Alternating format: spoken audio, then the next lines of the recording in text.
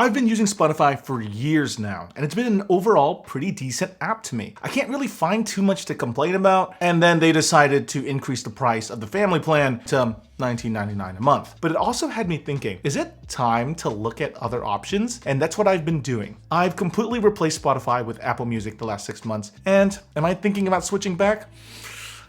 Well, let's talk about it. Both Spotify and Apple Music on paper offer very similar services. They're both giant libraries of music that you can stream and have multiple ways to listen to that music. But that's like calling a cheetah and a cat both felines. Yeah, that's technically true, but one of them will rip your face off and the other is the fastest land mammal on Earth. They're not the same. So while they offer some very similar features like collaborative playlists, download for offline listening, and follow along lyrics, there's also a lot of different features that set these two apart. So here's my experience using the two so that you can make the best choice for yourself. Just keep in mind, I'm mainly focused on the differences between these platforms in this video, not the entire feature sets of both. Let's start off with pricing. Here in the US, Spotify and Apple Music are priced very similarly, and they trade blows depending on just exactly what you want. Spotify, at least on the lower end pricing rungs, is unique because they offer a free tier with ads and limited skips, making Spotify a very easy service to begin using because you don't necessarily have to pay for it. If you're a student, they offer a very cheap student plan, but the unique thing about it is you also get Hulu with ads access too, only with that student plan though. However, once you start going up the pricing ladder, you quickly notice that Apple's family plan is cheaper, and if you use other Apple services, their Apple One bundled plan might save you more money in the long run too. So if your primary concern about switching is pricing, there's really no correct answer, only what's your current life situation. Does baby Timmy need a streaming service subscription? No, but maybe you're a student and getting free Hulu does sound nice. Something that Spotify just gets right is the social aspect of music. They inform you of upcoming concerts, give you access to some pre-sale tickets to artists you listen to, show you listening stats of each track, and of course, who can forget Spotify Wrapped at the end of each year, where people bond over how much time they spent listening to their favorite artists and where their musical tastes are located. It's such a social platform that feels more than just a music listening app. But at the same time, you could argue, hey, I don't want my music player to be a platform for advertisements of upcoming concerts and merch, and that's fine too. That's closer to what Apple Music offers, a more simple, solely music-focused experience. But if you're looking past the music and beyond that and looking for more information about the artists you're listening to and sharing experiences with friends, Spotify has really got it down. It's no comparison at all. So that leads to a more interesting point. Despite being a music-focused platform, Spotify really struggles with music quality. Using Apple Music, it's easy to see how much lower quality Spotify's music actually is. I'm not saying you're getting two different versions of a track. You're not getting a staticky, blurry mess on Spotify and an ASMR like spine tingles with Apple Music. It's still the same track. But with all things being equal, the Apple Music version plays, to put it in an easy to understand video terms, the 4K version when Spotify is playing the 1080p version. The bitrate is higher with Apple Music offering lossless audio and Dolby Atmos mixes for music. What does that mean though? Lossless audio is the music in its purest form before it gets downsampled and compressed into what you eventually hear on Spotify. Dolby Atmos is like making your music surround sound instead of stereo.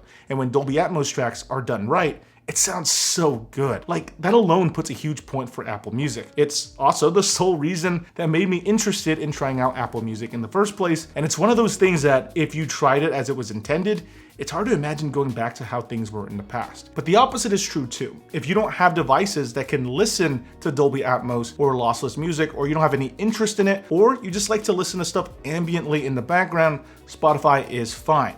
But if you're looking for a better music listening experience, Apple Music. Okay, UIs. The way the UIs and features are set up for both apps really show their history. Spotify started in the age where streaming was starting to really find its legs and social media was getting bigger and bigger. With faster and faster mobile internet speeds picking up in the early 2010s, overall smartphone usage was starting to pick up, and we were, for better or for worse, starting to use social media more and more. So Spotify was kind of the same, almost like a social media platform for music. You could connect your Facebook account, see what your friends were listening to, whatever. It was cool, and those sort of social media aspects are still there, but much more toned down now. As for Apple Music, I think I'm showing my age here, but you can really feel its iTunes roots here. See, before Apple Music, there were the dinosaurs, there was iTunes, the iTunes Store, and buying songs that you can download onto your iPod. You know, a device made specifically for listening to music. And you can see a lot of it in the Apple Music app very clearly. Everything is a lot more simple and there are less things getting in the way between you and music. It's almost kind of plain. So Spotify feels like a social music app through and through, while Apple Music feels like a music player that has slowly become a streaming app,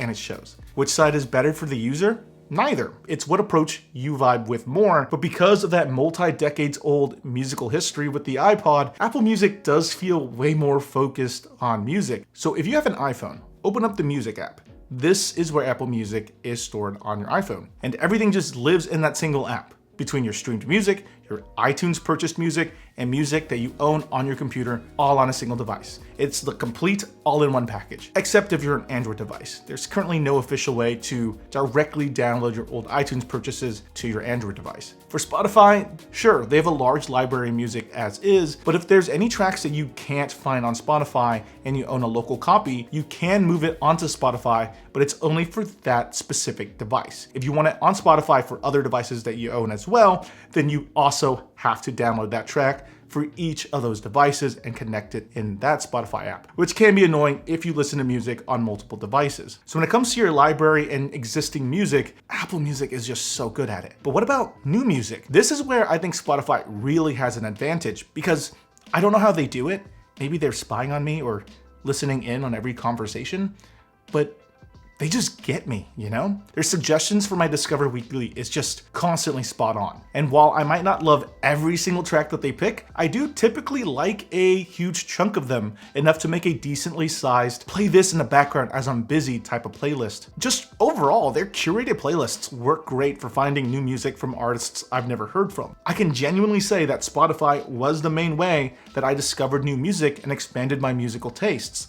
I loved opening my Spotify app every Monday to see what new tracks Spotify thought I would like. Apple Music? I mean, their Discovery Station and new music mixes are fine, but I can't say that I consistently love what they play, and it feels like the number of songs I end up putting on my liked playlist has been much smaller than when I was on Spotify. This might be because it's only been 6 months and a decent chunk of time I'm playing Apple Music in the car, and my wife sometimes changes the music to something she likes, so our tastes kind of get jumbled together. The algorithm kind of gets fumbled up there, but even considering that, it's still not that great, because we did the same thing with Spotify. She would change my music there too. I guess you can see the trend. But I was still consistently liking the Spotify picks more. Not just that, but the overall Spotify playlists available are just so much more diverse and musically interesting. So if there's one standout feature on Spotify that I've desperately missed, it's this music discovery on the platform. They're just so good at it. Okay, in terms of the number of platforms that these two music giants are supported on, Spotify and Apple Music are very similar. But where they differ is sharing across these platforms. With Apple Music, you're limited by what your current device can output to. So just for example, right, on an iPhone, you can AirPlay it to different speakers and devices connected to things through Bluetooth, or just play it through the speakers of your phone. And that's great, but Spotify takes this even further. It does all that, but you can also play your music on devices signed into your Spotify account from any other device. So if I wanted to play a track on my laptop, but control it from my phone, I can. But the downside is, with Spotify, you can only play music off that account to one device at a time. So you can't use the same account to play different tracks on different devices at the same time. On Apple Music, you can. If I want some heavy metal playing in the studio and some girly pop in the living room off the same account, I can. All right. Obviously, these two aren't the only music streaming services that are offered. There's so much more. I haven't even tried all these services in as much detail as I have these two, but they all have something unique about them. Tidal has a heavy emphasis on sound quality, and if all you care about is the quality of the music you're streaming, Tidal can play lossless audio to your ears as long as you have the right setup for it, audiophile equipment and all. Otherwise, it's kind of like any other music streaming service with its own catalog and UI. Amazon Music is included automatically if you have a Prime subscription already, and they also have a large catalog of music. But if you want higher bitrate tracks, you're going to have to go for the unlimited plan, which is another price you have to pay even if you already have a Prime subscription. And this costs very similarly to Spotify or Apple Music anyway. But the fact that it comes standard with Amazon Prime makes it a more cost-effective option if you already pay for that. YouTube Music, it can be purchased separately, but comes included if you purchase YouTube Premium. Now, I may be a little biased because, let's face it, I make money off of YouTube videos, but YouTube Premium removes ads from videos, but a very tiny portion of your subscription goes towards creators that you watch. And the rate YouTubers get from premium subscribers is actually much higher than the rates we get off of members who just watch ads. So premium is very nice to have, but it's also kind of expensive. And let's be real here, I don't know too many people who use Apple Music as their main music platform, but it's 100% the most unique because it has a large library of music like other platforms, but it also has plenty of user-generated tracks on there as well, which is pretty cool if you're really into a niche of a niche of a niche of music. Now, if you're debating between each of these platforms, you might want to see if the music you like to listen to is available on them. Obviously, the more trendy and popular tracks will be on all of these platforms, but maybe there's a subgenre of a subgenre you genuinely love that you think only exists on one, but not the other. I'd be worried about that too. If you don't know if the service you're trying to switch to has the music you really need, you can use an app like SongShift to move playlists from one streaming service to another to see if any tracks don't make it over successfully. As I was about to export this video, I just found out that SongShift has been directly integrated into Apple Music when you transfer over your Spotify playlist. I haven't personally tried it out yet, but it's nice that this feature is now being added natively into the app itself. Also, it's just an overall great tool to transfer playlists between different services too, instead of manually moving thousands of tracks. Okay, so I know this video has been very information packed, but let's both just take a deep breath because it's conclusion time. Am I thinking of switching back to Spotify?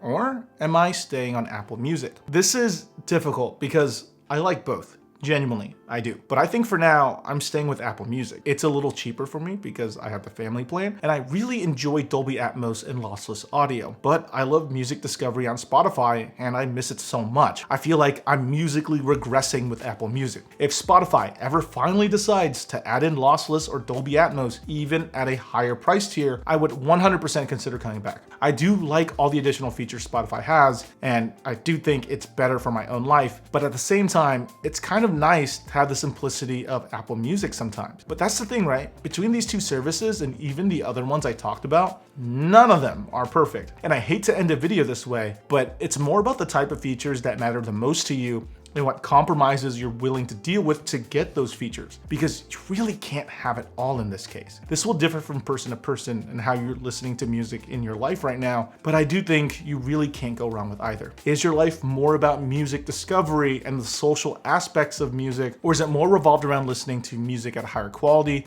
with less distractions in your life? Neither options are wrong, just different, and at the end of the day, it's up to you with all this new info to decide what's best for yourself. I've made mine, and I hope this helps with yours too. Anyway, what do you personally think? Did I make the right decision choosing the one that I did for my own life? My choice might change in a year or two because these platforms are constantly adding new features and changing their prices. And this video will probably be a bit outdated in 5 years. Did this help you make your own decision? Let me know down in the comment section below if I missed anything that you think I should have included as well. Leave all that down in the comments and give this video a thumbs up. I'll see you all next time. Bye.